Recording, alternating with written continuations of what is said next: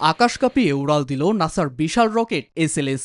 ২১ শতকের প্রথম এই চন্দ্র অভিযানে ওরিয়ন মহাকাশে চেপে চাঁদের উদ্দেশ্যে রওনা হয়েছেন ৩ মার্কিন ও ১ কানাডীয় নভোচারী। এর মাধ্যমে প্রথমবারের মতো কোনো নারী নভোচারী চন্দ্র অভিযানে অংশ নিচ্ছে।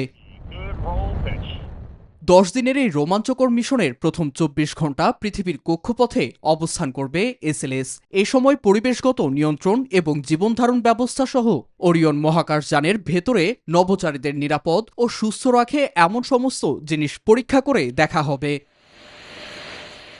মিশনের দ্বিতীয় পর্যায়ে ট্রান্সলুনার ইনজেকশন বার্ন প্রক্রিয়া সম্পন্ন করার মাধ্যমে চাঁদের দিকে একটি নির্দিষ্ট গতিপথে যাত্রা শুরু করবে রকেটটি। এই যাত্রায় নভোচারীরা পৃথিবীর থেকে সবচেয়ে বেশি দূরত্বে পৌঁছানোর রেকর্ড গড়বেন, যা অ্যাপোলো ১৩ মিশনের রেকর্ডকেও ছাড়িয়ে যাবে। মহাকাশে থাকাকালীন সময়ে নভোচারীরা মহাকাশের শূন্য মধ্যাকর্ষণে খাওয়ার উপযোগী খাবার যেমন tortilla, barbecue, beef brisket, Mac ও চিজ, শাকসবজি, ফল, বাদাম এবং বিভিন্ন পানীয় ইত্যাদি খাবেন। এই অভিযানের মূল উদ্দেশ্য চাঁদে মানুষের দীর্ঘস্থায়ী উপস্থিতি নিশ্চিত করা এবং ভবিষ্যতে মঙ্গল গ্রহে মানুষ পাঠানোর প্রযুক্তি পরীক্ষা করা।